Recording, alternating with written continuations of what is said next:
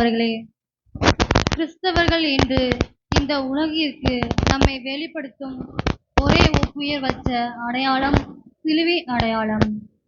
அன்று பாலை நிலத்திலே வெண்கல பாம்பு உயர்த்தப்பட்ட பொழுது அதை உற்று பார்த்தவர்கள் உயிர் பிழைத்தார்கள். இன்று விண்ணிற்கும் மண்ணிற்கும் இடையே சிலுவையில் பாவ பரிகார செம்மறியாக உயர்த்தப்பட்டிருக்கின்ற இயேசுவை உற்று பார்க்க இந்த உலகம் அனைத்தும் கூடி இருக்கின்றது. இயேசு சிலுவையில் தன் உடலை, தன் இரத்தத்தை, தன்னை முழுவதுமாக கொடுத்து விட்டார். அவமானத்தின் சின்னமாகிய சிலுவை இயேசுவை சுமந்ததினால் மீட்பின் கருவி மாறிவிட்டது. தாய் திரு அவையோடு சேர்ந்து நாம் அனைவரும் இயேசுவின் பாடுகள், சிலுவை, மரணம் இவற்றை நம் வாழ்வை மீட்புக்கு தகுதி உடையதாக மாற்றுவோம்.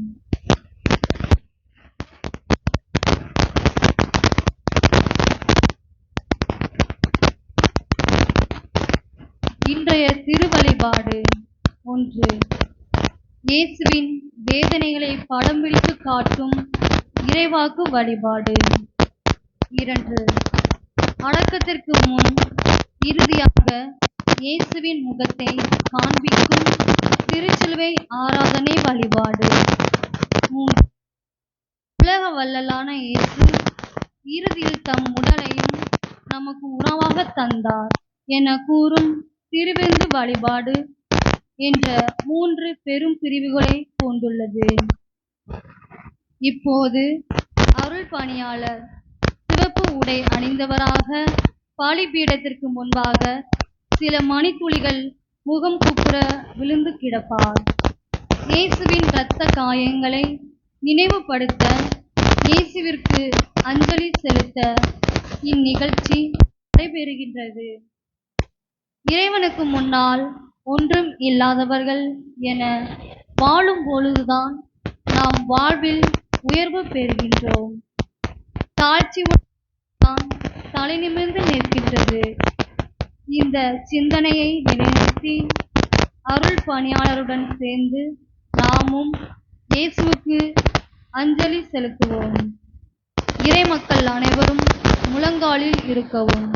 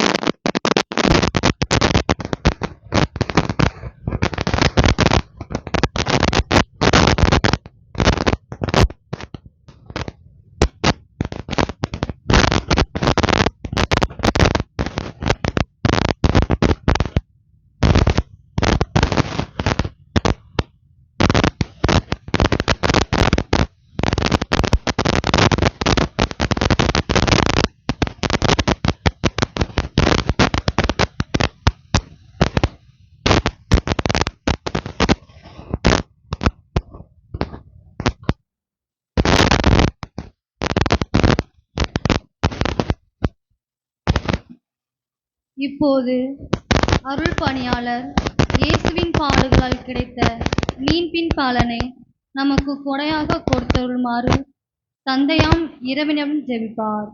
அனைவரும் எழுந்து நிற்போம்.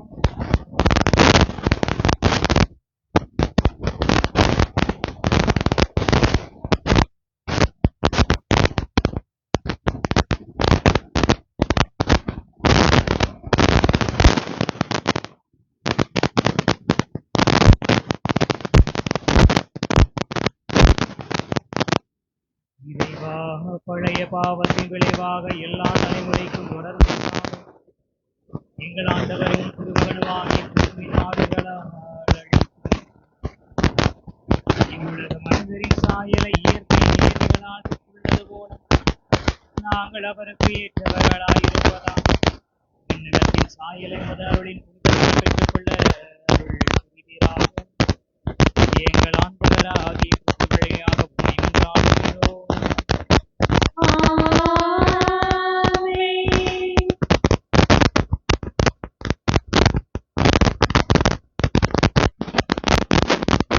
இன்றைய முதல் வாசகம் ஊழியனை பற்றியது. இயேசு ஊழியனாக கொடுமைப்படுத்தப்பட்டு மற்றவர்களால் கைவிடப்பட்டு இகழப்பட்டு எந்த ஒரு சாயலுமின்றி உருகுலைக்கப்பட்டு கத்தாத செம்மறியாக சிந்திய அவமானத்துக்கு உள்ளாக்கப்படுவார் என்பதை 600 ஆண்டுகளுக்கு முன்பாக இறைவாக்காக எசையா சொன்னதை கவனம்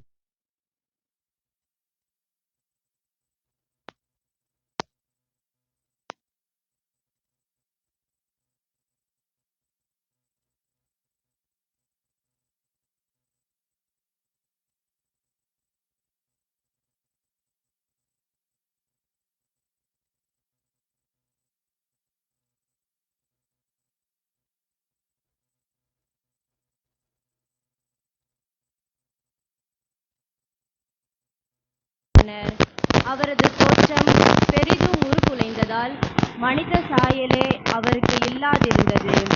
மானிடரின் உருவமே அவருக்கு இல்லை. அவ்வாறே அவர் பல பிற இனத்தாரை அதிர்ச்சிக்குள்ளாக்குவார். அரசர்களும் அவரை முன்னிட்டு வாய்ப்பொத்தி நிற்பர். ஏனெனில் தங்களுக்கு சொல்லப்படாததை அவர்கள் காண்பர், தாங்கள் கேள்விப்படாததை அவர்கள் புரிந்து கொள்வர். நாங்கள் அறிவித்ததை நம்பியவர் யார்? ஆண்டவரின் ஆற்றல் யாருக்கு வெளிப்படுத்தப்பட்டது? இளந்தளிர் போலும் வறண்ட நில வேர் போலும் ஆண்டவர் முன்னிலையில் அவர் வளர்ந்தார். நாம் பார்ப்பதற்கேற்ற அமைப்போ அவருக்கில்லை, நாம் விரும்பத்தக்க தோற்றமும் அவருக்கில்லை. அவர் இகழப்பட்டார், மனிதரால் புறக்கணிக்கப்பட்டார். வேதனையுற்ற மனிதராய் இருந்தார், நோயுற்று நலிந்தார். காண்போர் தம் முகத்தை மூடிக்கொள்ளும் நிலையில் அவர் இருந்தார். அவர் இழிவுபடுத்தப்பட்டார், அவரை நாம் மதிக்கவில்லை.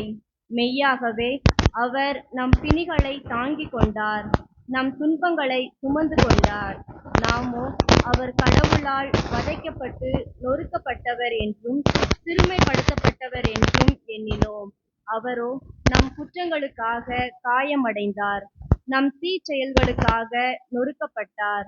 நமக்கு நிறைவாழ்வை அளிக்க அவர் தண்டிக்கப்பட்டார். அவர் தம் காயங்களால் நாம் குணமடைகின்றோம். ஆடுகளைப் போல நாம் அனைவரும் வழி தவறி அலைந்தோம். நாம் எல்லோரும் நம் வழியே நடந்தோம். ஆண்டவரோ நம் அனைவரின் தீச்செயல்களையும் அவர் மேல் சுமத்தினார். அவர் ஒடுக்கப்பட்டார், சிறுமைப்படுத்தப்பட்டார். ஆயினும் அவர் தம் வாயை திறக்கவில்லை. அடிப்பதற்கு இழுத்துச் செல்லப்பட்ட ஆட்டுக்குட்டி போலும், ரோமம் கத்தரிப்போர் முன்னிலையில் கத்தாத செம்மறி போலும் அவர் தம் வாயை திறவாதிருந்தார். அவர் கைது செய்யப்பட்டு தீர்ப்பிடப்பட்டு இழுத்துச் செல்லப்பட்டார். அவருக்கு நேர்ந்ததைப் பற்றி அக்கறை கொண்டவர் யார்? ஏனெனில் வாழ்வோர் உலகினின்று அவர் அகற்றப்பட்டார். என் மக்களின் குற்றத்தை முன்னிட்டு கொலையுண்டார். வன் செயல் எதுவும் அவர் செய்ததில்லை, வஞ்சனை எதுவும் அவர் வாயில் இருந்ததில்லை. ஆயினும் தீயவரிடையே அவருக்கு கல்லறை அமைத்தார்கள். செத்தபோது அவர் செல்வரோடு இருந்தார். அவரை நொறுக்கவும் நோயால் வதைக்கவும் ஆண்டவர் திருவுளம் கொண்டார். அவர் தம் உயிரை குற்றநீக்க பலியாக தந்தார். எனவே தம் அடிமரபு கண்டு நீடு வாழ்வார். ஆண்டவரின் திருவுளம் அவர் கைக்கு சிறப்புறும். அவர் தம் துன்ப வாழ்வின் பயனை கண்டு நிறைவடைவார். நேரியவராகிய என் ஊழியர் தம் அறிவால் பலரை நேர்மையாளராக்குவார். அவர்களின் தீச்செயல்களை தாமே சுமந்து கொள்வார். ஆதலால் நான் அவருக்கு மதிப்பு மிக்கவரிடையே புறப்படுகிறேன். அவரும் வறியவரோடு கொள்ளைப் பொருளை பங்கிடுவார். ஏனெனில் அவர் தம்மையே சாவுக்கு கையளித்தார். கொடியவரும் ஒருவராக கருதப்பட்டார். ஆயினும் பலரின் பாவத்தை எளியோருக்காக பரிந்து பேசினார். ஆண்டவர் வழங்கும் அருள்வாக்கு.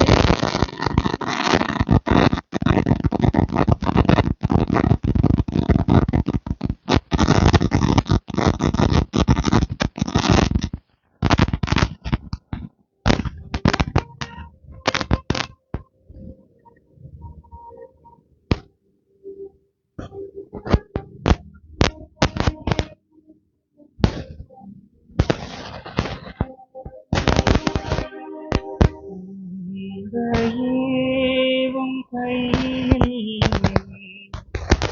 ஆவியை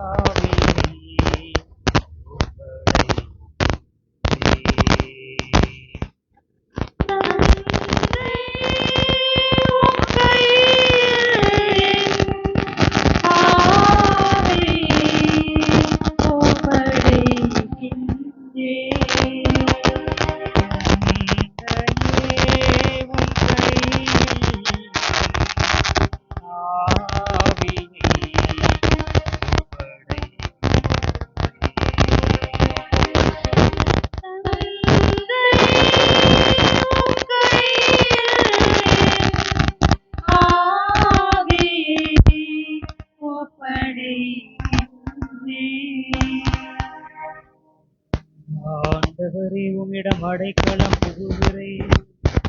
நான் ஒரு நாளும் ஏமாற்றமடைய விடாதே. உம்முடைய நீதியின் வழி என்னை விடுவித்தருளும். உம் கையில் என் ஆவியை ஒப்படைக்கின்றேன். ஆண்டவரே, வார்த்தையில் தவறாத இறைவா, நீர் என்னை மீட்டருளும்.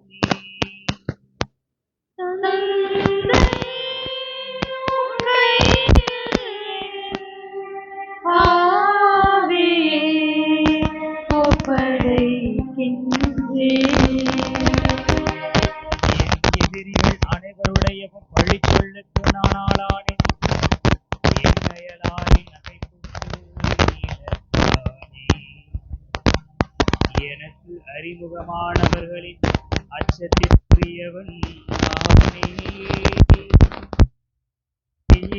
என்னை காண்கிறவர்கள் என்னை விட்டு ஓடுகின்றனர். இறந்து போனவன் போல் பிறர் கண்ணுக்கு மறைவானே. உடைந்து போன மற்றத்தை போலானே.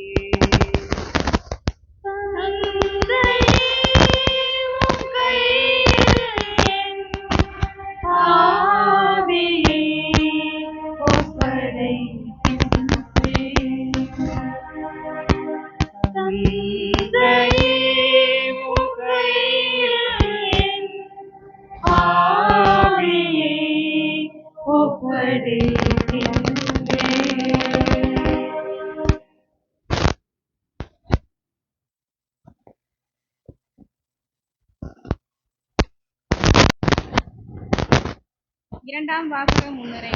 பழைய ஏற்பாட்டில் ஒரு தலைமை குருவின் முக்கிய பணி மக்களின் பாவங்களுக்காக இறைவனுக்கு பலி செலுத்துவது. எனவே மக்களின் பாவங்களுக்கு பரிகாரமாக காணிக்கைகளையோ அல்லது விலங்குகளையோ அவர்கள் கடவுளுக்கு செலுத்தி வந்தார்கள். ஆனால் இயேசு மக்களின் பாவங்களுக்கு பரிகாரமாக விலங்குகளை பலியாக கொடுக்காமல் இறைப்பற்று கலந்த அச்ச உணர்வால் சிலுவை சாவுக்கு கீழ்ப்படிந்து கண்ணீர் சிந்தி தன்னையே கல்வாரியில் பலியாக ஒப்புக் கொடுத்தார். இதன் மூலம் தமக்கு கீழ்ப்படிவோர் அனைவருக்கும் பலி ஒப்புக் கொடுக்கும் ஒப்பற்ற தலைமை குருவாக மாறிவிட்டார் என்பதை கூறும் இவ்வாசகத்திற்கு செவிமடுப்போம்.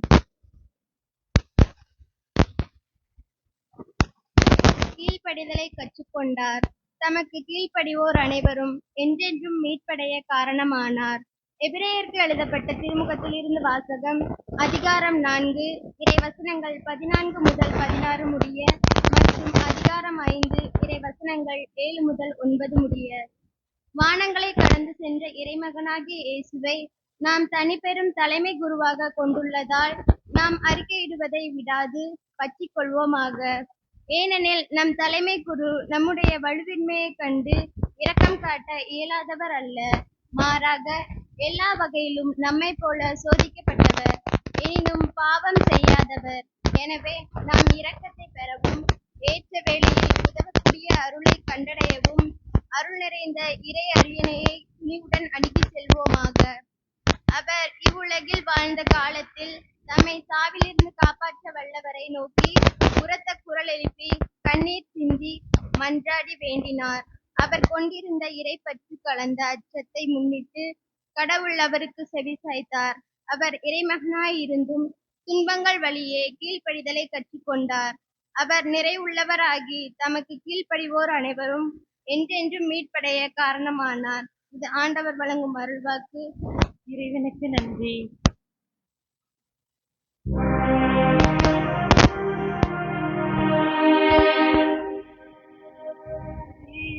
தம்மை தாழ்த்தி சாவை ஏற்கும் அளவுக்கு, அதுவும் சிலுவை சாவை ஏற்கும் அளவுக்கு கீழ்ப்படிபவரானார். ஆதலால் தான் கடவுள் அவரை எல்லாருக்கும் மேலாய் உயர்த்தி எப்பெயருக்கும் மேலான பெயரை அவருக்கு அருளினார்.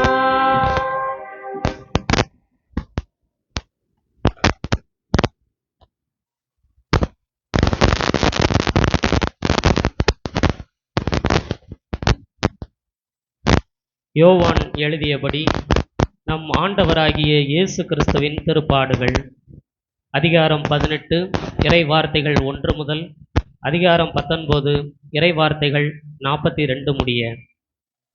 இயேசு தம் சீடர்களோடு கெதரோன் என்னும் நீரோடையை கடந்து சென்றார். அங்கே ஒரு தோட்டம் இருந்தது. தம் சீடர்களோடு இயேசு அதில் நுழைந்தார். அவரை காட்டிக் கொடுத்த யூதாசுக்கு அந்த இடம் தெரியும். ஏனெனில் இயேசுவும் அவருடைய சீடர்களும் அடிக்கடி அங்கு கூடுவர். படை பிரிவினரையும் தலைமை குருக்களும் பரிசேயரும் அனுப்பிய காவலர்களையும் கூட்டிக் கொண்டு யூதாசு விளக்குகளோடும் பந்தங்களோடும் படை கலங்களோடும் அங்கே வந்தான். தமக்கு நிகழப்போகிற அனைத்தையும் இயேசு அறிந்து அவர்கள் முன் சென்று, யாரை தேடுகிறீர்கள் என்று கேட்டார். அவர்கள் மறுமொழியாக,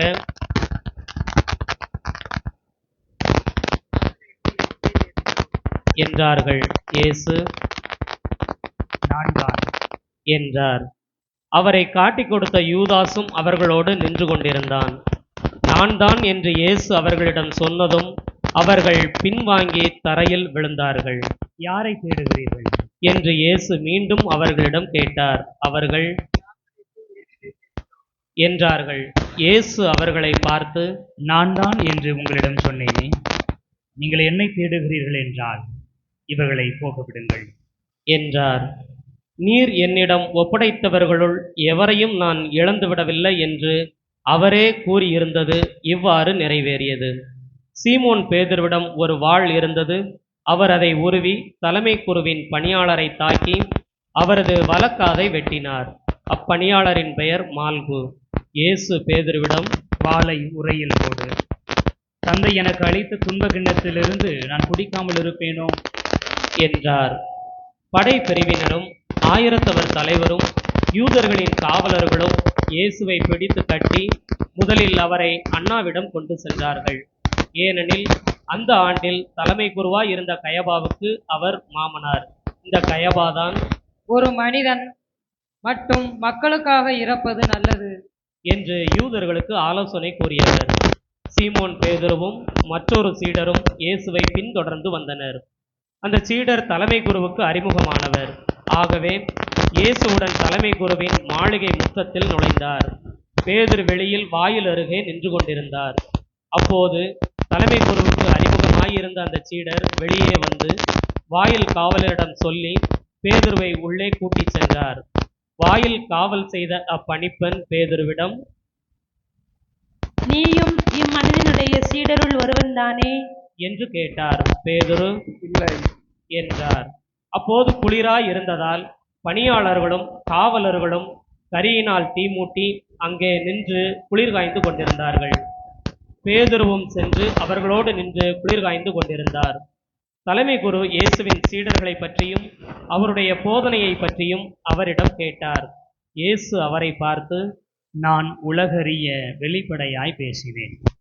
யூதர் அனைவரும் கூடி வரும் தொழுகை கூடங்களிலும் கோவிலிலும் தான் எப்போதும் கற்பித்து வந்தேன். நான் மறைவாக எதையும் பேசியதில்லை. ஏன் என்னிடம் கேட்கிறீர்? நான் பேசியதை கேட்டு கொண்டிருந்தவர்களிடம் கேட்டு பாரும். நான் என்ன சொன்னேன் என அவர்களுக்கு தெரியுமே என்றார். அவர் இப்படி சொன்னதால் அங்கு நின்று கொண்டிருந்த காவலருள் ஒருவர் என்று சொல்லி இயேசுவின் கன்னத்தில் அறைந்தார்.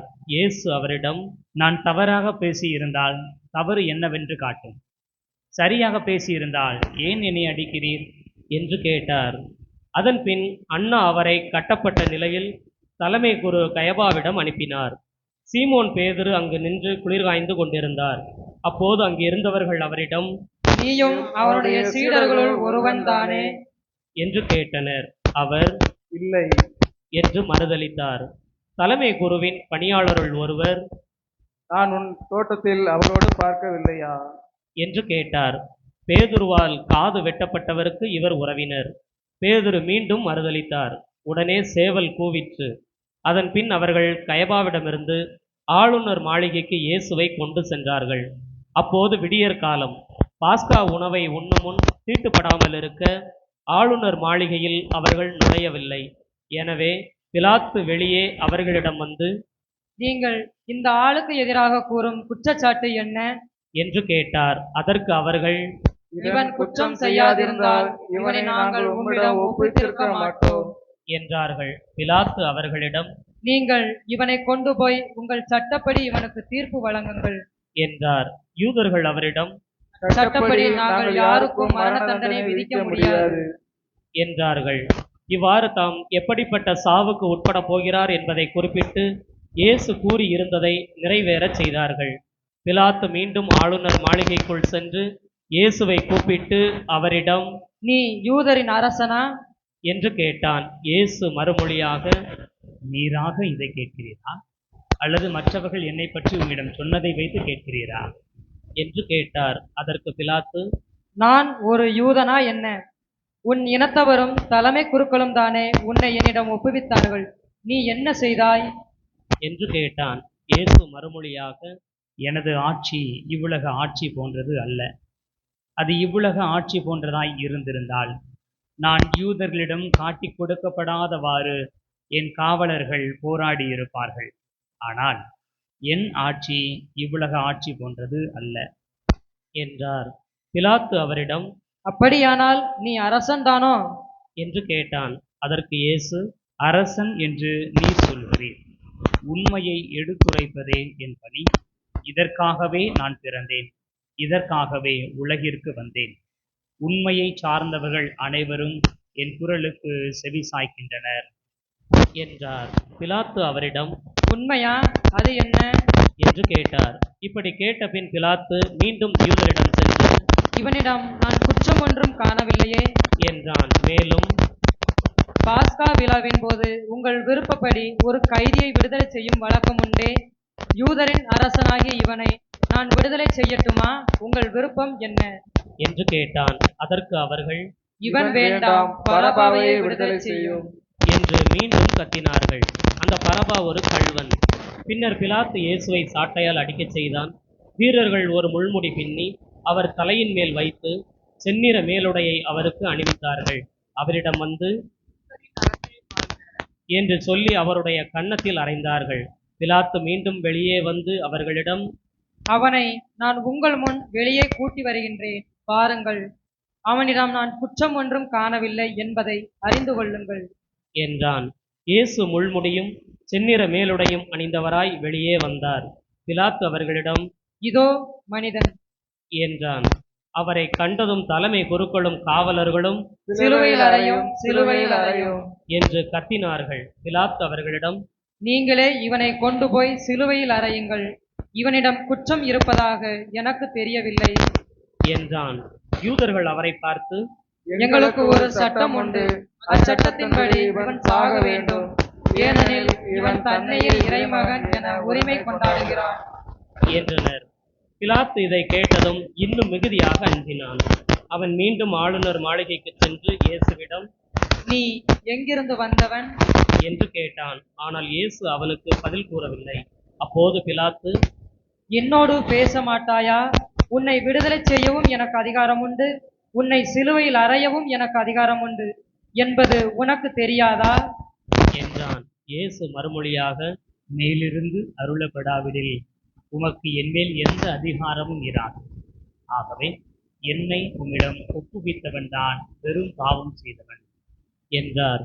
அது முதல் பிலாத்து அவரை விடுவிக்க வழி தேடினான். ஆனால் யூதர்கள், நீர் இவனை விடுவித்தால் சீசருடைய நண்பராய் இருக்க முடியாது, தம்மையே அரசராக்கிக் கொள்ளும் எவரும் சீசருக்கு எதிரி என்றார்கள். இவ்வார்த்தைகளை கேட்டதும் பிலாத்து இயேசுவை வெளியே கூட்டி வந்தான். கல்தளம் என்னும் இடத்தில் இருந்த நடுவர் இருக்கை மீது அமர்ந்தான். அந்த இடத்திற்கு எபிரேய மொழியில் கபதா என்பது பெயர். அன்று பாஸ்கா விழாவுக்கு ஏற்பாடு செய்யும் நாள். ஏறக்குறைய நண்பகல் வேளை.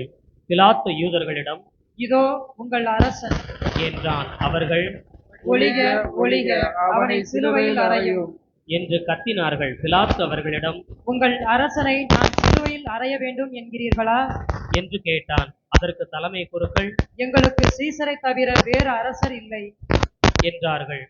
அப்போது பிலாத்து அவரை சிலுவையில் அறையுமாறு அவர்களிடம் ஒப்புவித்தான். அவர்கள் இயேசுவை தம் பொறுப்பில் ஏற்றுக்கொண்டார்கள்.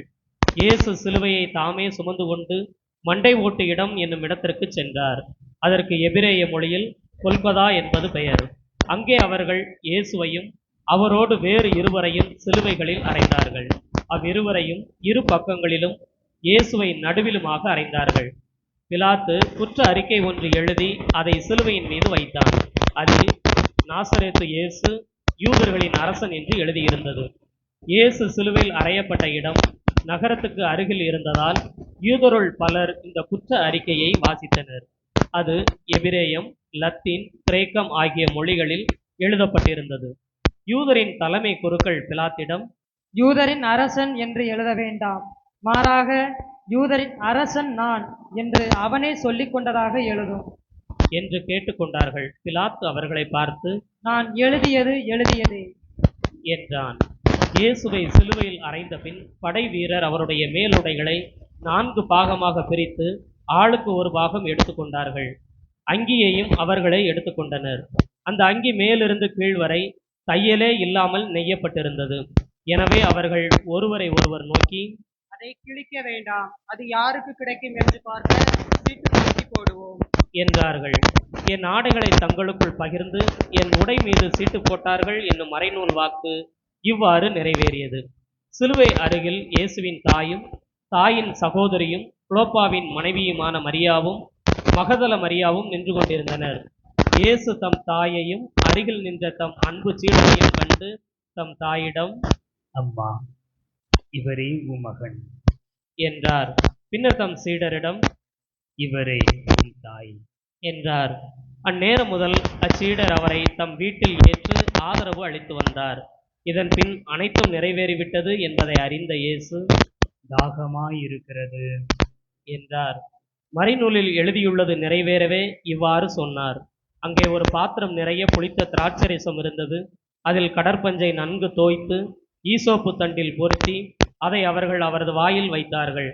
அந்த ரசத்தை குடித்ததும் இயேசு, எல்லாம் நிறைவேறிற்று என்று கூறி தலை சாய்த்து ஆவியை ஒப்படைத்தார். அனைவரும் முழந்தாள் படியிட்டு சிறிது நேரம் மௌனமாக இருந்தது.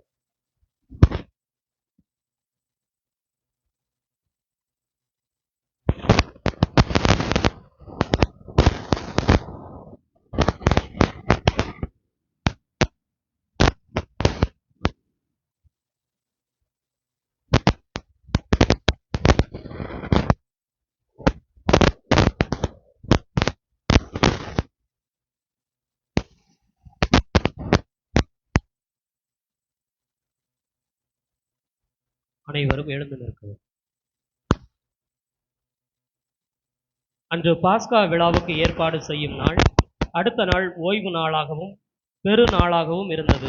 எனவே அன்று சிலுவையில் உடல்கள் தொங்கலாகா என்பதற்காக கால்களை முறித்து சடலங்களை எடுத்து விடுமாறு யூதர்கள் பிலாத்திடம் கேட்டுக்கொண்டார்கள். ஆகவே படை வீரர் வந்து இயேசுவோடு சிலுவையில் அறையப்பட்டிருந்தவர்கள் ஒருவனுடைய கால்களை முதலில் முறித்தார்கள்.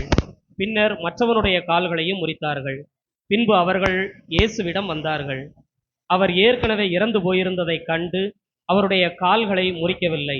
ஆனால் படை வீரருள் ஒருவர் இயேசுவின் விலாவை ஈட்டியால் குத்தினார். உடனே இரத்தமும் தண்ணீரும் வடிந்தன. இதை நேரில் கண்டவரே இதற்கு சாட்சி. அவரது சான்று உண்மையானதே. அவர் உண்மையையே கூறுகிறார் என்பது அவருக்கு தெரியும். நீங்களும் நம்ப வேண்டும் என்பதற்காகவே அவர் இதை கூறுகிறார். எந்த எலும்பும் முறிவுபடாது என்னும் மறைநூல் வாக்கு இவ்வாறு நிறைவேறியது. மேலும் தாங்கள் ஊடுருவ குத்தியவரை உற்று நோக்குவார்கள் என்றும் மறைநூல் கூறுகிறது. அரிமத்தியா ஊரைச் சேர்ந்த யோசேப்பு என்பவர் இயேசுவின் சீடர்களுள் ஒருவர். யூதருக்கு அஞ்சியதால் தம்மை சீடர் என்று வெளிப்படையாக காட்டிக்கொள்ளாதவர். அவர் இயேசுவின் உடலை எடுத்துக்கொண்டு போக பிலாத்திடம் அனுமதி கேட்டார். பிலாத்தும் அனுமதி கொடுத்தான். யோசேப்பு வந்து இயேசுவின் சடலத்தை எடுத்துக்கொண்டு போனார். முன்பு ஒரு முறை இரவில் இயேசுவிடம் வந்த நிக்கதேம் என்பவரும் அங்கு வந்து சேர்ந்தார். அவர் வெள்ளை போளமும் சந்தனத்தூளும் கலந்து ஏறக்குறைய 30 கிலோகிராம் கொண்டு வந்தார். அவர்கள் இயேசுவின் உடலை எடுத்து யூத அடக்க முறைப்படி நறுமண பொருட்களுடன் துணிகளால் சுற்றி கட்டினார்கள். அவர் சிலுவையில் அறையப்பட்டிருந்த இடத்தில் ஒரு தோட்டம் இருந்தது. அங்கே புதிய கல்லறை ஒன்று இருந்தது. அதில் அதுவரை யாரும் அடக்கம் செய்யப்படவில்லை. அன்று பாஸ்கா விழாவுக்கு ஆயத்த நாளாய் இருந்ததாலும் அக்கல்லறை அருகில் இருந்ததாலும் அவர்கள் இயேசுவை அதில் அடக்கம் செய்தார்கள்.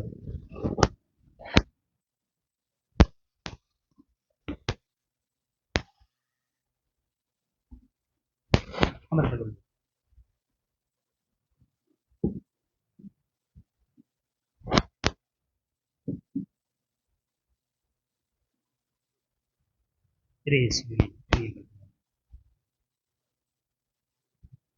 இயேசு நமக்காக பாடுபட்டு இறந்த உள்ளத்தை இயேசுடைய பாடுகளை சிந்தித்து இது மட்டுமல்ல, நம்ம காலத்தினுடைய கிட்டத்தட்ட எல்லா நாட்களிலுமே சிலுவை பாதையை தியானித்திருக்கிறார். கடவுளில் சில காரியங்கள் நமக்கு புலப்படுவதில்லை. ஆண்டவருடைய ஆசீர்வாதங்கள் அப்படிப்பட்டது. கடவுளுடைய வழிகாட்டுதல்கள் நம்முடைய கற்பனைக்கும் மாற்றானது, அது புரியாதது.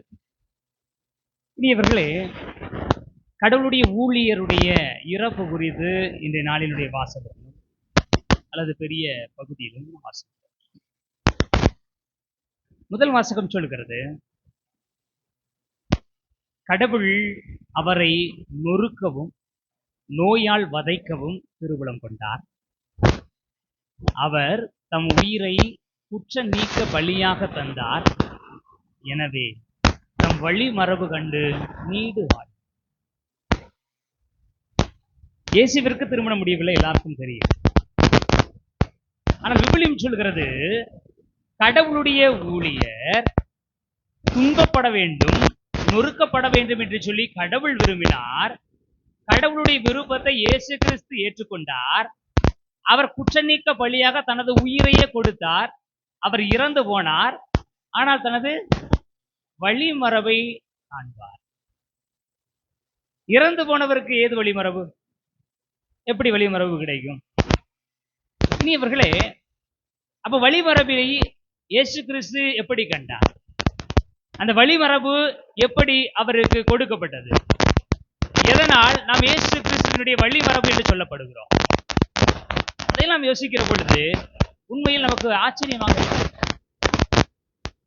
நேற்றைய நாளில் நாம் பார்த்தோம், இரத்தம் மாறாத தன்மை கொண்டதாக, இயற்கையானதாக, செயற்கையாக செய்ய முடியாததாக இருப்பதனால் ஆண்டவருடைய மாறா தன்மையை, மாறா அன்பை அது காட்டுகிறது.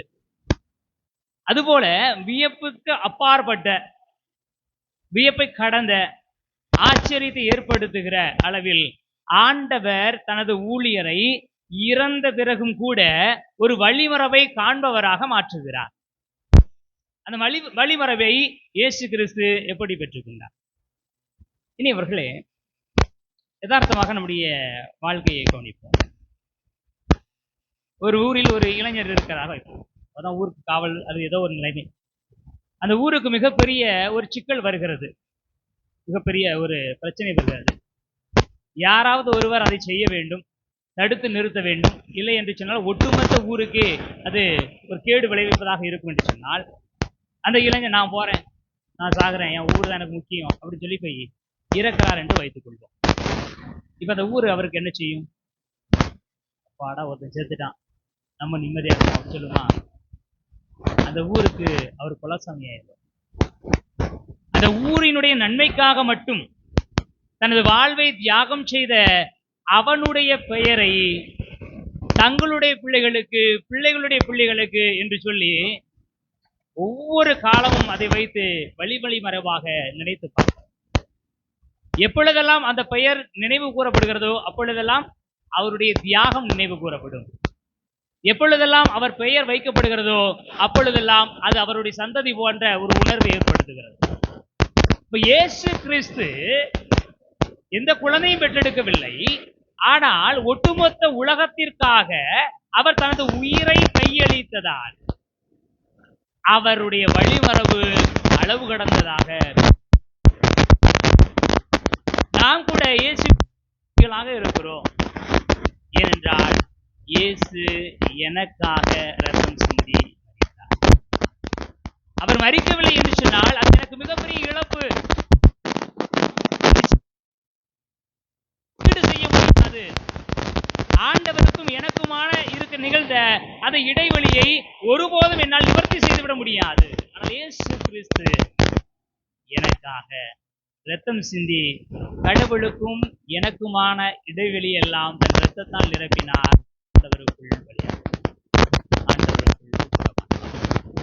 எனவே இந்த ஒப்புயர்வற்ற அருளை இயேசு கிறிஸ்து தனது உயிரை கொடுத்து குற்ற நீக்க பலியாக கொடுத்து செய்ததனால் நானும் அவருடைய சந்ததியாக மாறும். இரண்டாவது காரியமாக திருச்சபை சொல்கிறது, எல்லா திருமுழுக்கிலும் இயேசு கிறிஸ்துவினுடைய பெயரால் கொடுக்கப்படுகிறது. தந்தை மகன் தூய ஆவியின் பெயரால் நான் உன்னை கழுவுகிறேன் என்று சொல்லி ஒரு குருவானவர் ஒரு குழந்தைக்கு திருமுழுக்கு கொடுக்கிற பொழுது திருச்சபையினுடைய நம்பிக்கை என்ன சொல்லுகிறது? அந்த குழந்தை இயேசுவிற்குள் இறந்து இயேசுவிற்குள் பிறக்கிறது. எனவே தான் கிறிஸ்துவினுடைய பெயரை எது தாங்குகிறது? கிறிஸ்து அவன், கிறிஸ்து அவன். எவர் ஒருவர் தனது உயிரை துச்சமாக கருதி, எவர் ஒருவர் தனது உயிரை மற்றவருக்காக கொடுக்கிறாரோ அவருக்கு ஒரு மிகப்பெரிய சந்ததியை கடவுள் கொடுக்கிறார். மிகப்பெரிய சந்ததியை கடவுள். இவர்களே, மூச்சு சட்டம் என்று சொல்லி நாம் கேள்வி. ஒரு மனிதனுடைய இறப்பு எப்படி முடிவு செய்யப்படுகிறது? நாடி நாடி துடிப்பு இருந்துச்சுன்னா எப்படியாவது காப்பாற்ற முயற்சி. நாடி துடிப்புனா நினைச்சுவாங்க. அப்போ ஒரு மனிதனுடைய இறப்பு அந்த சத்தத்தை கொண்டு முடிவு செய்யப்படுகிறது. அது துடிப்பதாக இருக்கலாம் அல்லது மெலிதாக ஒலிப்பதாக இருக்கலாம். சத்தமா தான் கேட்கணும் அவசியம். உயிரோடு ஒருவன் இருக்கிறான் என்பதனால் அவன் பேசிக்கிட்டே இருக்கணும் தேவையும் இல்லை. ஆனால் நாடி துடிப்பு கண்டிப்பாக இருக்கும். அந்த சத்தம் அடங்கிவிட்டது என்று சொன்னால் அவன் இறந்து விட்டான் என்பது பொருள். அப்ப இயேசுனுடைய இறப்பு எதை சொல்லி தருகிறது? எனக்கும் இன்னொருத்தருக்குமான உறவு ஒட்டுமொத்தமாக போய்விடுகிறது என்று சொன்னால் நான் இறந்து விட்டேன். அதான் தொடக்க நூலில் நாம் பார்க்கிறோம்.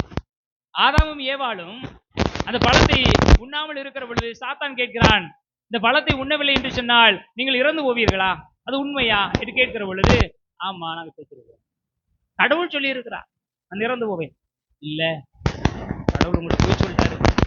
இந்த பழத்தை உண்டால் நீங்கள் ஒருபோதும் இறந்து போக மாட்டீர்கள், மாறாக கடவுளை போன்ற அறிவை பெறுவீர்கள். இருக்கா? ஒருவேளை ஆண்டவர் நம்மளை ஏமாத்தி இருக்கலாமோ? எனவே ஏவல் பறித்து உண்கிறார், தன்னுடைய கணவருக்கும் கொடுக்கிறார்.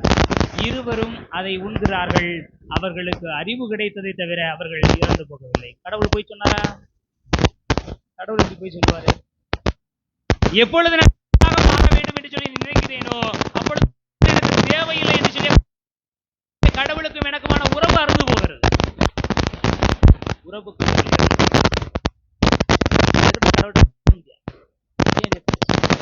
அதனால்தான் இயேசு கிறிஸ்து கடவுள் அவர்களிடம் நேரடியாக பேசுவதை விடுத்து இறைவாக்கினர் வழியாக, அரசர்கள் வழியாக, நீதி தலைவர்கள் வழியாக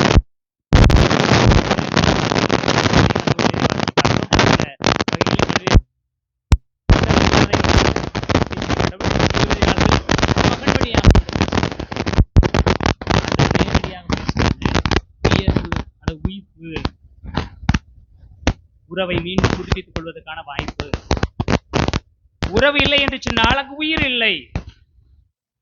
இயேசு கிறிஸ்து தனது உயிரை கொடுத்து நமக்கும் கடவுளுக்குமான ஒரு உறவிற்கு உயிர் கொடுக்கிறார்.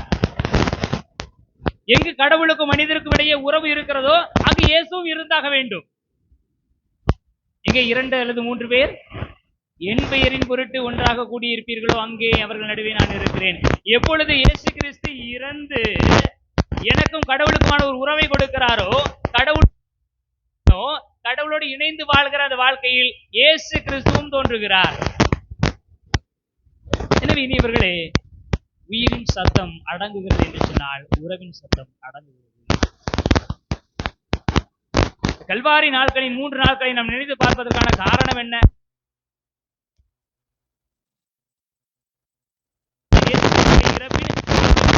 ஒட்டுமொத்தமான காரணம் நாம் இணைந்து வாழ வேண்டும் என்பதுதானே தவிர வேறு ஒன்றுமில்லை. கடவுளோடு இணைந்து வாழ வேண்டும். கடவுள் தன் உறவில் இருந்து மனிதரை பிரித்து விட்டதற்காக வருந்துகிறார். நான் செய்த செயலை என்னுடைய மகனுக்கும் நான் செய்வேன். மீண்டுமாக புரிந்து போகிற உறவை சரி செய்ய காலகட்டத்தில் நாம் செய்ய வேண்டிய காரியமும் அதுதான். இவர்களே, இந்த உயிர்ப்பை நோக்கி, வாழ்வை நோக்கி, இந்த உறவை நோக்கி நாம் செல்வோம் என்று சொன்னால் நம்முடைய உயிரின் சத்தம் நீங்குவதற்கு முன்பாக நம்ம வாழ்வை பெற்றுக்கொள்ள முடியும். கொஞ்ச நாட்டுக்கு பிறந்தாலும் உயிர் பிழைக்க முயற்சி செய்யும். நாடி துடிப்பை, உறவை, உணர்வை வளர்க்க முயற்சி செய்வோம். அதுதான் ஆண்டவருடைய இரக்கத்தில் நாம் செய்த ஒழுங்கான சரியான அதற்கான வரத்தை தொடர்ந்து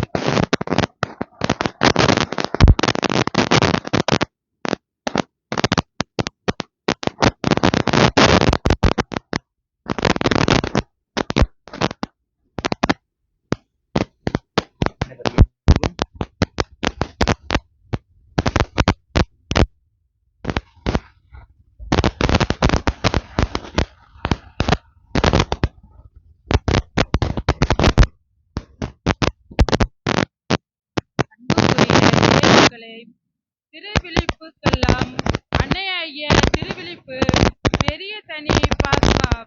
திருவிழிப்பு என்றால் மன்றாட்டுக்களுக்கெல்லாம் அன்னையாகிய மன்றாட்டு நாள் பெரிய வெள்ளி ஆகும். இயேசு என்றும் இறை தந்தையின் இடத்திலே பரிந்து பேசி மன்றாடினார். இன்று உரத்த குரல் எழுப்பி கண்ணீர் சிந்தி பல கருத்துக்களுக்காக மன்றாட திரு அவை அழைக்கிறது. ஏனெனில் இயேசு மனித சமுதாயம் முழுவதற்காகவும் சிலுவை சுமந்து பாடுகள் பட்டு இறந்தார்.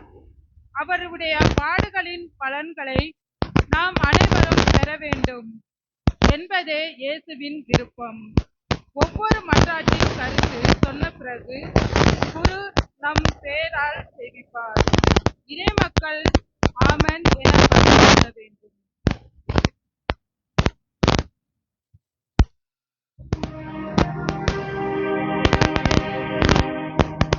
அன்புமிக்க சகோதர சகோதரிகளே, இறைவனின் புனித திரு அவைக்காக நம் இறைவனும் ஆண்டவருமானவர் உலகெங்கும் திரு அவைக்கு அமைதியும் ஒற்றுமையும் பாதுகாப்பும் அளித்து காக்க வேண்டும் எனவும் நாம் கலக்கமின்றி அமைதியான வாழ்வு நடத்தி எல்லாம் அல்ல இறை தந்தையை மாட்சிப்படுத்த வேண்டும் என்று மன்றாடுவோம். ஆண்டவரே, எங்கள்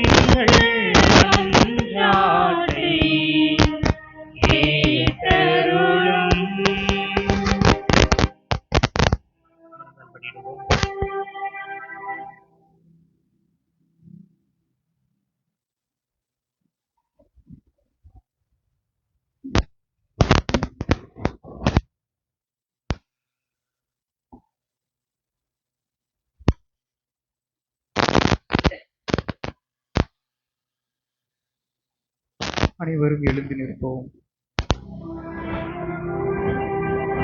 என்றென்றும் உள்ள எல்லாம் வல்ல இறைவா, கிறிஸ்துவில் உமது மாட்சியை மக்கள் இனங்களுக்கெல்லாம் வெளிப்படுத்தினீரே.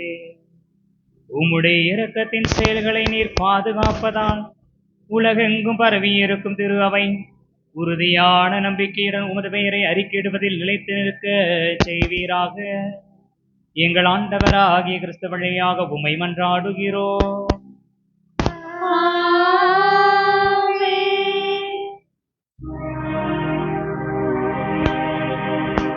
நம் புனித திருத்தந்தை லியோவிற்காகவும் மன்றாடுவோம். தலைமை ஆயர் நிலைக்கு அவரை தேர்ந்தெடுத்த நம் இறைவனும் ஆண்டவருமானவர் எவ்வகை தீங்குமின்றி அவரை பேணி காப்பாராக. அதனால் அவர் இறைவனின் புனித மக்களை வழிநடத்தி தம்முடைய புனித திரு அவையை வளம் பெறச் செய்ய வேண்டுமென்று மன்றாடுவோம். ஆண்டவரே, எங்கள் மன்றாட்டை கேட்டருளும். அனைவரும் முழங்கால் படிடுவோம்.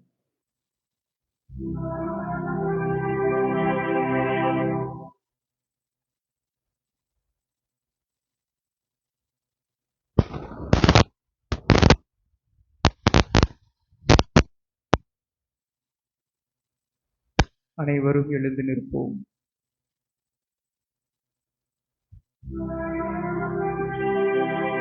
என்றென்றும் உள்ள எல்லாம் வல்ல இறைவா, உமது திட்டப்படியே அனைத்தும் அமைக்கப்பட்டுள்ளன.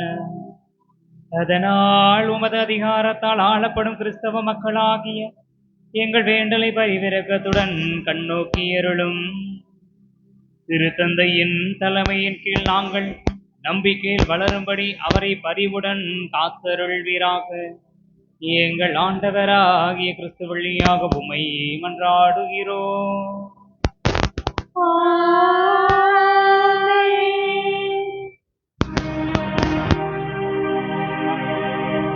நம் நிர்வாகி தந்தை மோஜராஜனுக்காகவும் மன்றாடுவோம். திரு அவையில் உள்ள எல்லா ஆயர்கள், அருள் பணியாளர்கள், திரு தொண்டர்கள், நம்பிக்கையாளர் ஆகிய அனைவருக்காகவும் மன்றாடுவோம்.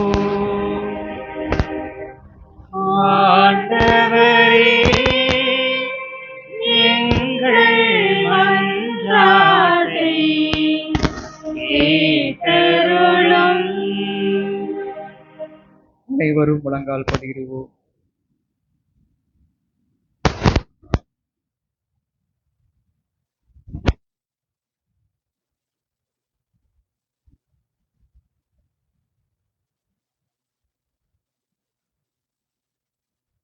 அனைவரும் எழுந்து நிற்போம். என்றென்றும் உள்ள எல்லாம் வல்ல இறைவா, உம்முடைய ஆவியாரால் திரு அவை முழுவதும் அர்ச்சிக்க பெற்று ஆளப்படுகின்றது. உம்முடைய திருநிலை பணியாளர்கள் அனைவருக்காகவும் நாங்கள் செய்யும் வேண்டலை கேட்டருளும். அதனால் எல்லா நிலையினரும் உமது அருள் கொடையால் உமக்கு உண்மையுடன் ஊழியம் புரிவார்களாக. எங்கள் ஆண்டவராகிய கிறிஸ்து வழியாக உம்மை மன்றாடுகிறோம்.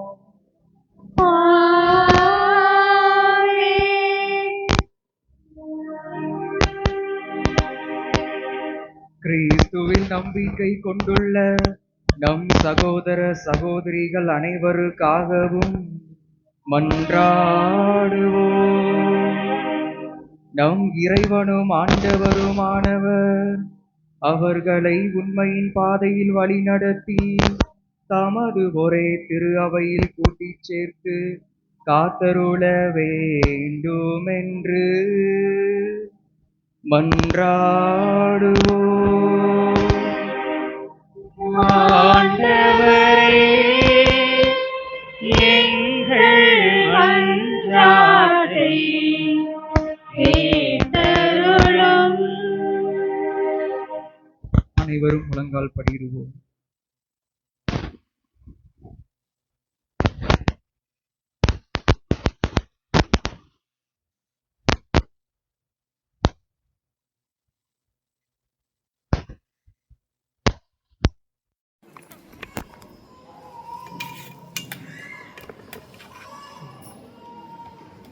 அனைவரும் எழுந்து நிற்போம். என்றென்றும் உள்ள எல்லாம் வல்ல இறைவா, சிதறுண்டவர்களை ஒன்று சேர்ப்பவரும் ஒருங்கிணைந்தவற்றை பேணி காப்பவரும் நீரே. திருமகனின் மந்தையை கனிவுடன் கண்ணோக்கியருளும். இவ்வாறு ஒரே திருமுழுக்கினால் தூய்மைப்படுத்திய அவர்கள் நம்பிக்கையில் முழுமையாய் இணைந்து அன்பின் பிணைப்பால் ஒன்று சேர்ப்பீராக. எங்கள் ஆண்டவர் ஆகிய கிறிஸ்து வழியாக உம்மை மன்றாடுகிறோம்.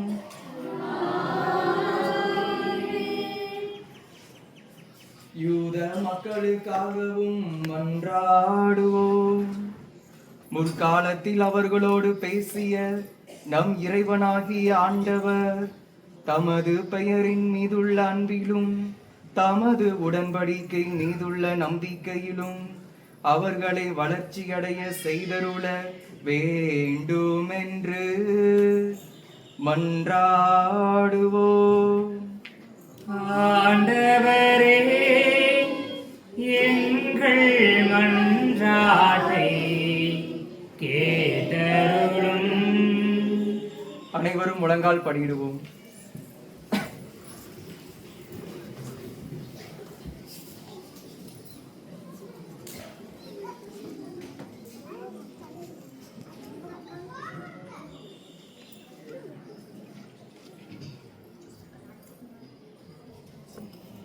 அனைவரும் எழுந்து நிற்போம். என்றென்றும் உள்ள எல்லாம் வல்ல இறைவா, ஆபிரகாமுக்கும் அவர்தம் வழிமரபினருக்கும் நீர் வாக்குறுதிகளை வழங்கியுள்ளீரே. அதனால் முதலாக நீர் தேர்ந்து கொண்ட இம்மக்கள் உமது மீட்பின் நிறைவை பெற்றுக்கொள்ள உமது திருவையின் வேண்டுதலுக்கு கனிவாய் செவி சாய்ப்பீராக.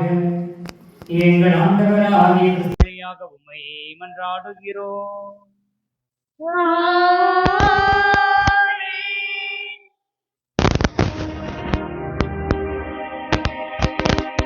கிறிஸ்துவில் நம்பிக்கை கொள்ளாதவர்களுக்காகவும் மன்றாடுவோம்.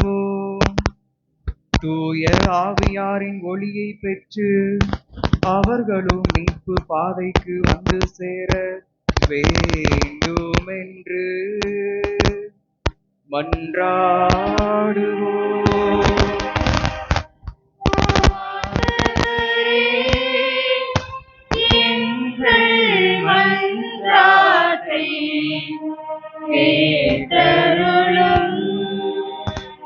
அனைவரும் முழங்கால் படியிடுவோம்.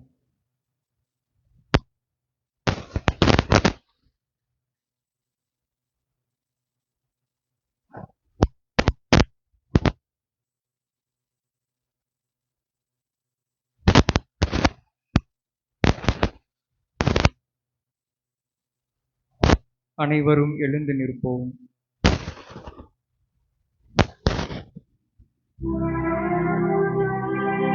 என்றென்றும் உள்ள எல்லாம் வல்ல இறைவா, கிறிஸ்துவை ஏற்றுக்கொள்ளாத மக்களும் திருமகன் நேர்மையான இதயத்தோடு நடந்து உண்மையை கண்டடைவார்களா?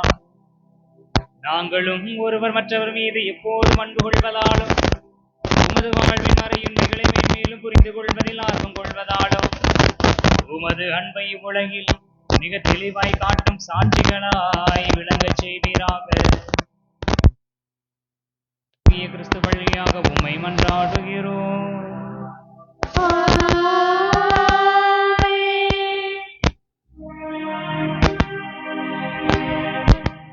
கடவுளை கண்டறிய முடியாது என்பவர்களுக்காகவும் மன்றாடுவோம். அவர்கள் நேர்மையான இதயத்தோடு நன்னெறியில் வாழ்ந்து கடவுளை கண்டடையுமாறு மன்றாடுவோம். ஆண்டவரே, எங்கள் மன்றாட்டை கேட்டருளும். அனைவரும் முழங்கால் படியிடுவோம்.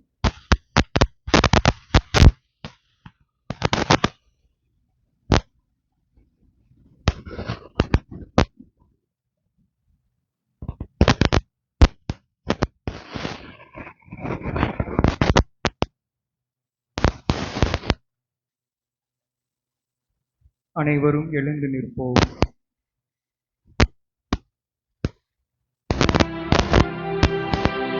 என்றென்றும் உள்ள எல்லாம் வல்ல இறைவா, மனிதர் அனைவரும் எப்போதும் உம்மையே விரும்பி தேடவும் உம்மை கண்டடைவதால் அமைதி பெறவுமே நீர் அவர்களை படைத்தீரே. அதனால் இவ்வுலகில் ஏற்படும் எல்லாவித தீங்கு விளைவிக்கும் இடையூறுகளுக்கு நடுவில் அவர்கள் அனைவரும் உமது பரிவிரக்கத்தின் அறிகுறிகளையும் உம்மை நம்புவோர் ஆற்றும் நற்செயல்களின் சான்றுகளையும் கண்டுகொள்வார்களாக. இவ்வாறு உம்மையே தங்களின் ஒரே மெய்யான கடவுள் எனவும் மக்களின் தந்தை எனவும் மகிழ்வுடன் ஏற்றுக்கொள்ளச் செய்வீராக. எங்கள் ஆண்டவராகிய கிறிஸ்து வழியாக உம்மை மன்றாடுகிறோம்.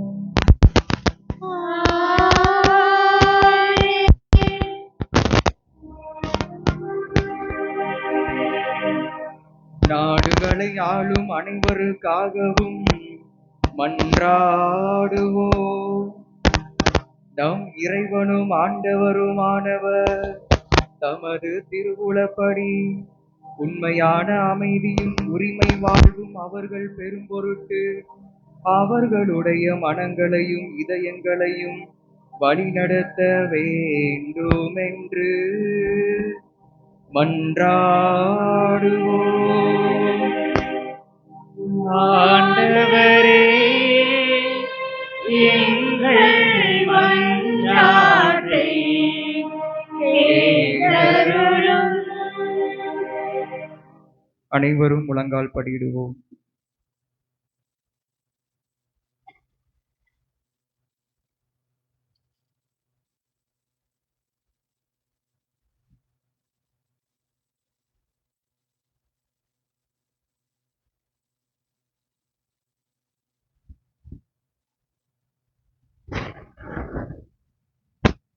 அனைவரும் எழுந்து நிற்போம். என்றென்றும் உள்ள எல்லாம் வல்ல இறைவா, மனிதரின் இதயங்களும் அவர்களின் உரிமைகளும் உம் கையில் உள்ளன. உலகெங்கும் மக்களின் வளமான வாழ்வும் அமைதியின் உறுதிப்பாடும் சமய உரிமையும் உமது கொடையால் நிலை பெறுமாறு எங்களை ஆள்வோரை கனிவுடன் கண்ணோக்குவீராக. எங்கள் ஆண்டவராகிய கிறிஸ்து வழியாக உம்மை மன்றாடுகிறோம்.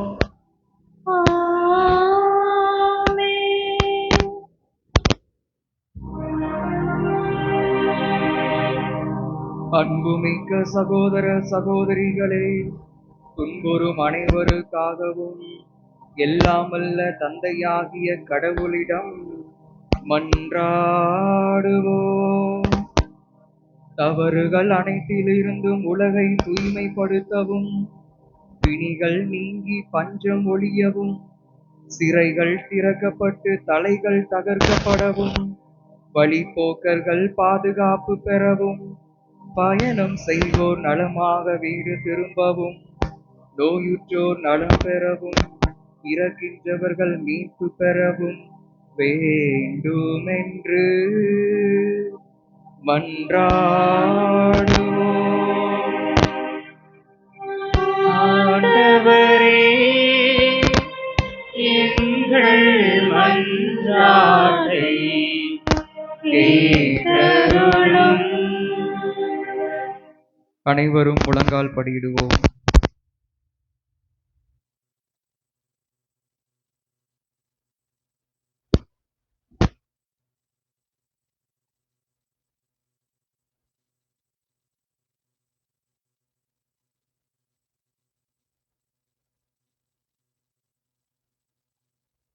அனைவரும் எழுந்து நிற்போம். என்றென்றும் உள்ள எல்லாம் வல்ல இறைவா, உயருவோருக்கு ஆறுதலும் வருந்துவோருக்கு திடனும் நீரே. எத்தகைய துன்ப வேளையில் உம்மை கூவி அழைப்போரின் வேண்டுகள் உம் திருமுன் வருவதாக. அதனால் தங்கள் தேவைகளில் நீர் இரக்கத்துடன் துணை புரிவதைக் கண்டு அவர்கள் எல்லாரும் மகிழ்வார்களாக. எங்கள் ஆண்டவராகிய கிறிஸ்து வழியாக உம்மை மன்றாடுகிறோம்.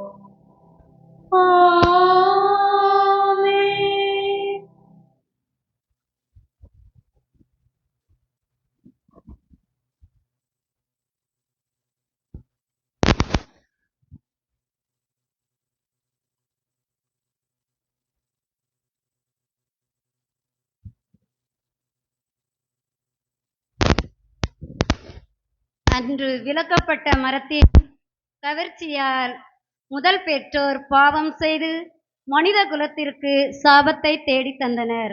ஆனால் இயேசு இந்த சிலுவை மரணத்தை அரவணைத்து முத்தம் செய்து இன்று நமக்கு மீட்பை பெற்று தருகிறார்.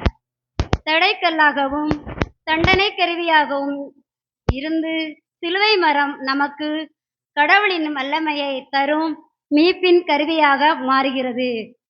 துணியால் மூடப்பட்ட திருச்சிலுவையை குரு பீடத்திற்கு பவனியாக கொண்டு வருவார். அதன் உச்சியிலிருந்து சிறிது சிறிதாக துணியை 3 தடவை அகற்றுவார். ஒவ்வொரு முறையும் திருச்சிலுவை மரம் இதோ இதிலேதான் தொங்கியது உலகத்தின் மீட்பு என்று பாடுவார். அப்பொழுது நாம் வருவீர் ஆராதிப்போம் என்று பதிலுரையாக பாடுவோம். பின் முழந்தாளிட்டு அமைதியாக ஆராதிப்போம்.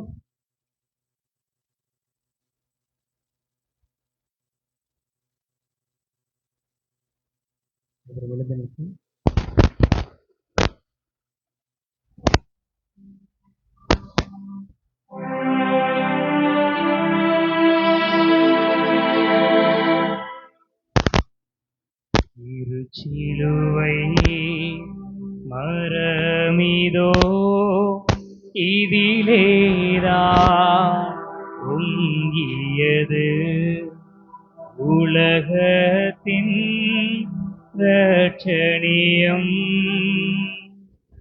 வருவி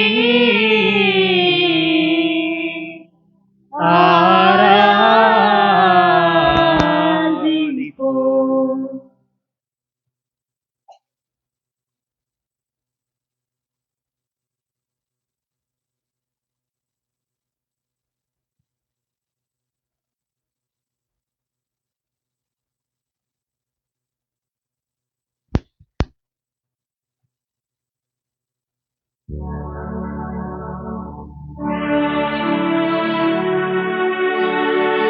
திருச்சிலுவை மரமிதோ இதிலேதா தொங்கியது உலகத்தின் இரட்சணியம் வருவி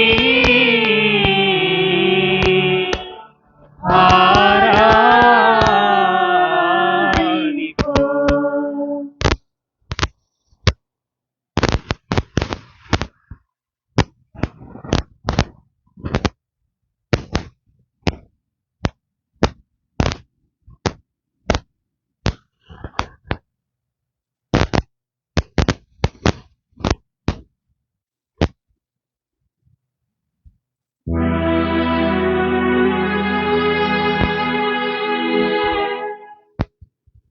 திருச்சிலுவை மரமிதோ இதிலேதான் தொங்கியது உலகத்தின் இரட்சணியம்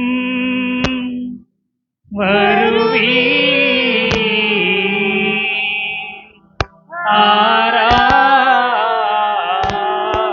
ஆராதிப்போம்.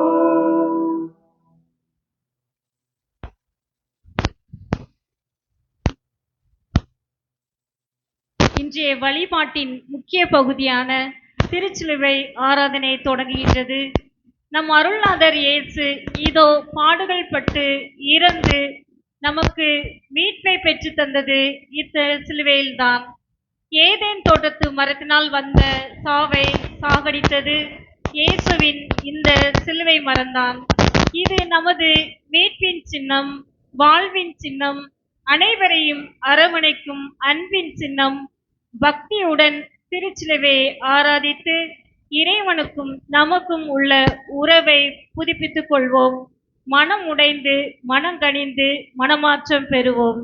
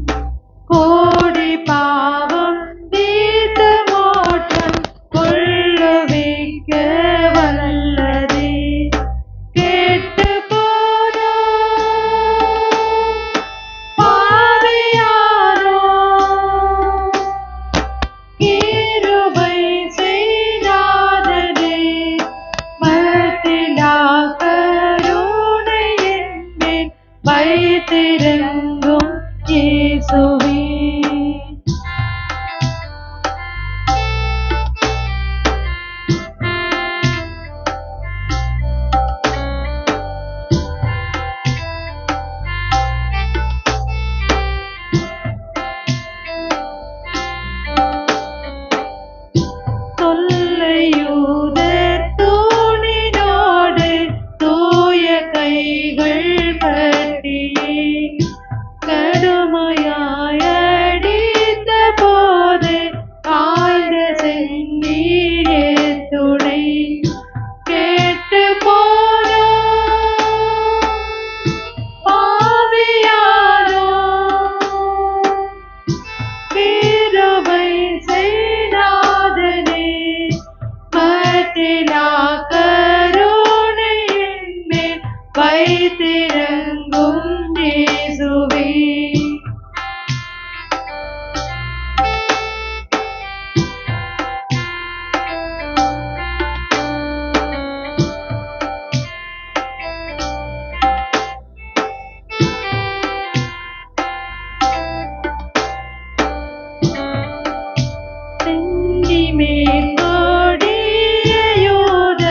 சேர்த்து வைத்த முள்முடி தன்னால் வருடிந்த இரத்தத்தால் சர்வ பாவம் நீங்குமே.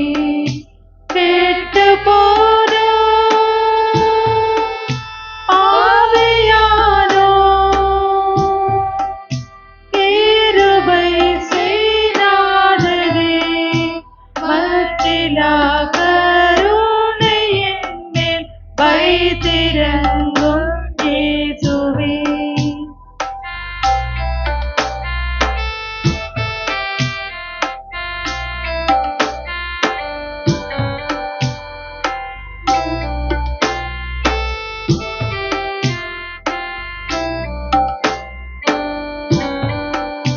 ஐந்து காயத்தால் வடைந்த அரிய இரத்தத்தினால் நெஞ்சும் எங்கள் பாவம் நீக்க வேண்டுகிறோம் இயேசுவே. கெட்டு போனோ பாவியானோ கிருபை செய்தாதனே மத்திலா கருணை என்மேல் வைத்திறங்கும் இயேசுவே. பாடுகள் நீர்பட்ட போது பாய்ந்து ஓடிய இரத்தம் கோடி பாவம் தீர்த்து மோட்சம் கொள்ளுவிக்க வல்லதே. கெட்டு போனோ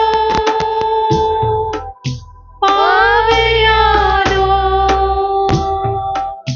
கிருபை செய்தாதனே மத்திலா கருணை என்மேல் வைத்திறங்கும் இயேசுவே.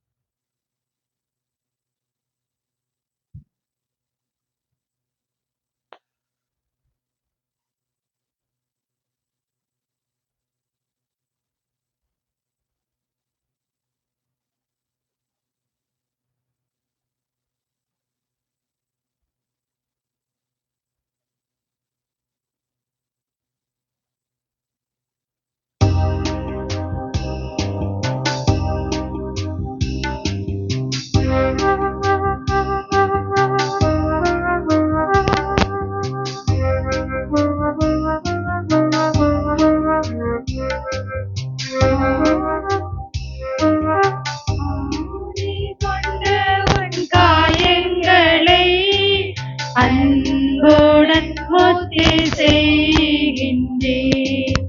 ஆணி கொண்டவன் காயங்களை அன்புடன் முத்தி செய்கின்றேன். பாவத்தால் உம்மை கொன்றேனே, பாவத்தால் உம்மை கொன்றேனே. ஆயனே என்னை மன்னியும், ஆயனே என்னை மன்னியும். ஆணி கொண்ட உன் காயங்களை அன்புடன் முத்தி செய்கின்றேன்.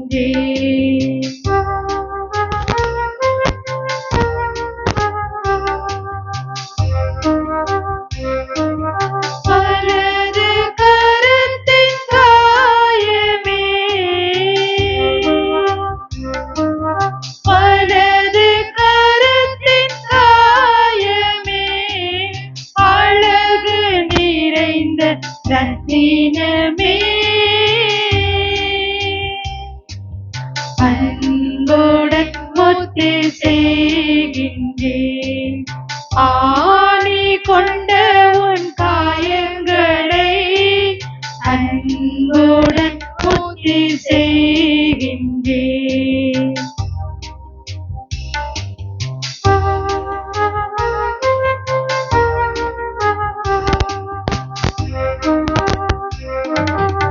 இடது கரத்தின் காயமே, இடது கரத்தின் காயமே, கடவுளின் திரு அன்புருவே, அன்புடன் முத்தி செய்கின்றேன். ஆணி கொண்ட உன் காயங்களை அன்புடன் முத்தி செய்கின்றேன்.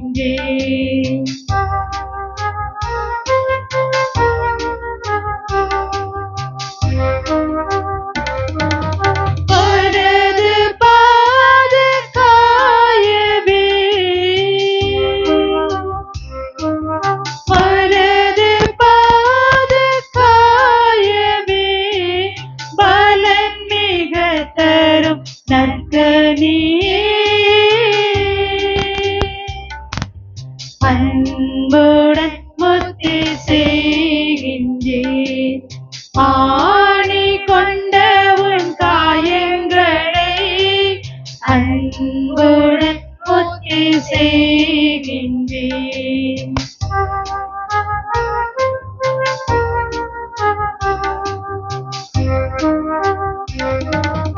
இடது பாத காயமே, இடது பாத காயமே, இடம் மிக தரும் தேனாமுதே, அன்புடன் முத்தி செய்கின்றேன். ஆணி கொண்ட உன் காயங்களை அன்புடன் முத்தி செய்கின்றேன்.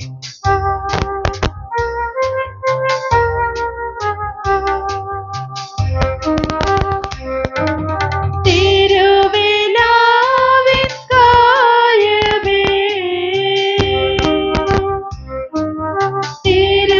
திருவிழாவின் காயமே, அருள் சொரிந்திடும் ஆலயமே, அன்புடன் முத்தி செய்கின்றேன். ஆணி கொண்ட உன் காயங்களை அன்புடன் முத்தி செய்கின்றேன்.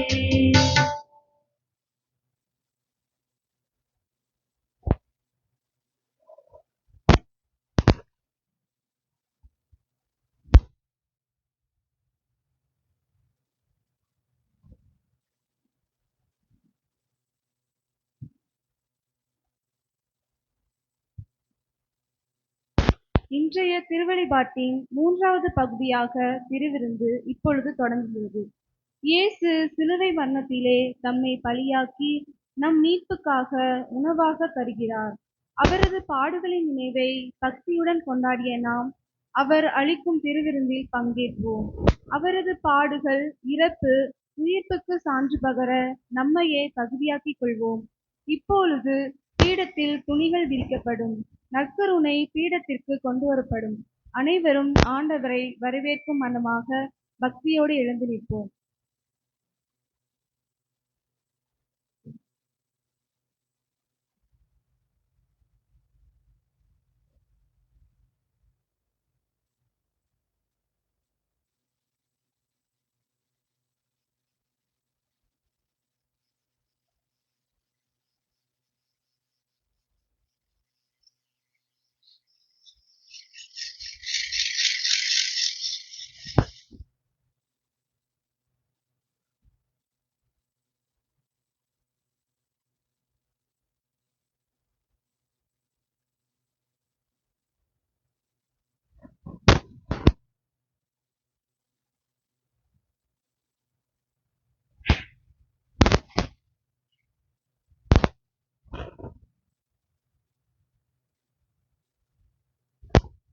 மீட்பரின் கட்டளையால் கற்பிக்கப்பட்டு இறைவடிப்பினையால் பயிற்சி பெற்று நாம் துணிந்து பாடுவோம்.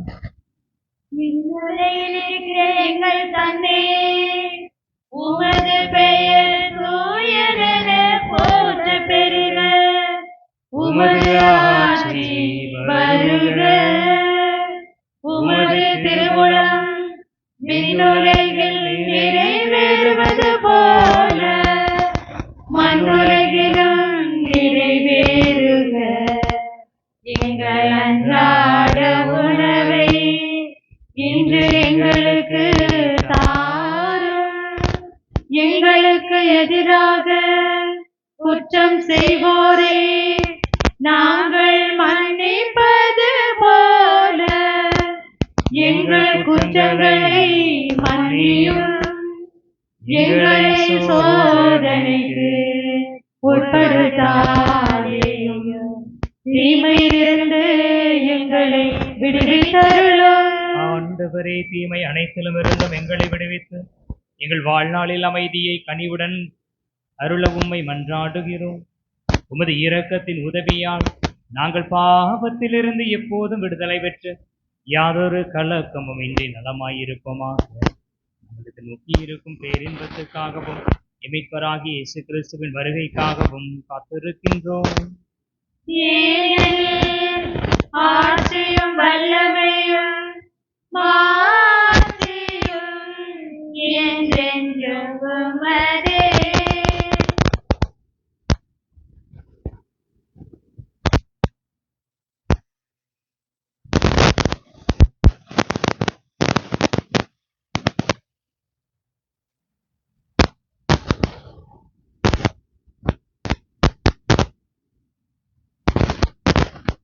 இதோ இறைவனின் சுமர், இதோ உலகின் பாவங்களை போக்குபவர், செமரின் விருந்துக்கு அழைக்க பெற்றோர் பேரு.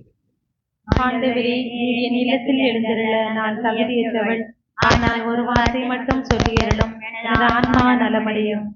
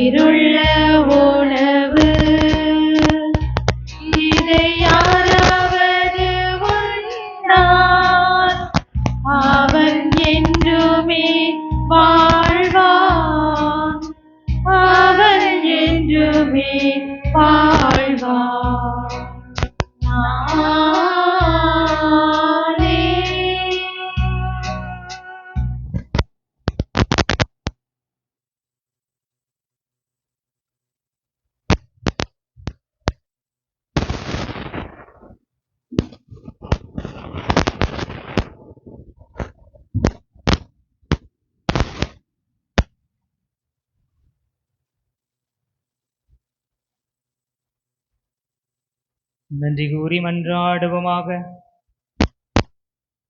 என்றென்றுமுள்ள எல்லாமுள்ள இறைவா, உம்முடைய கிறிஸ்துவின் பாடுகளினாலும் புனித இறப்பினாலும் உயிர்ப்பினாலும் எங்களை மீட்டருளினீர். உமது இரக்கத்தால் நீர் ஆற்றிய மீட்பு செயல் எங்களில் நிலைத்திருக்கச் செய்தருளும். இவ்வாறு இம்மறைபொருளில் பங்கேற்பதன் வழியாக முடிவில்லா இறைவற்றுடன் வாழ்வோமாக. எங்கள் ஆண்டவராகிய கிறிஸ்து வழியாக உம்மை மன்றாடுகிறோம். இறை ஆசிரியருக்காக தலைவணங்குவோம். ஆண்டவரே, தங்களது உயிர்ப்பின் நம்பிக்கையில் உம் திருமகனின் சாவை நினைவு கூர்ந்துள்ள உம் மக்கள் மீது உமது ஆசி நிறைவாய் இறங்கிட உம்மை வேண்டுகின்றோம். அவர்களுக்கு மன்னிப்பு கிடைப்பதாக, அவர்கள் ஆறுதல் அடைவார்களாக, புனித நம்பிக்கை வளர்வதாக, நிலையான மீட்பு உறுதி பெறுவதாக எங்கள் ஆண்டவராகிய கிறிஸ்து வழியாக மன்றாடுகிறோம். ஆமென்.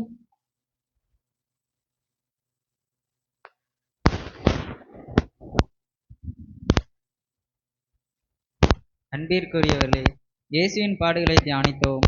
அனைத்துலக மக்களின் பொது தேவைக்காக மன்றாடினோம். திருச்சிலுவை ஆராதித்து நம்மை ஆர்ப்பரித்தோம்.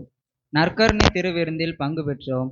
இவற்றின் வழியாக நாம் பெற்ற மீட்பை பாதுகாப்போம் என்ற உறுதியுடன் நாளைய திருச்சடங்கில் உரிய நேரத்துக்கும் சிறந்த தயாரிப்போடு வந்து பங்கேற்போம். இப்பொழுது அமைதியில் கலைந்து செல்வோம்.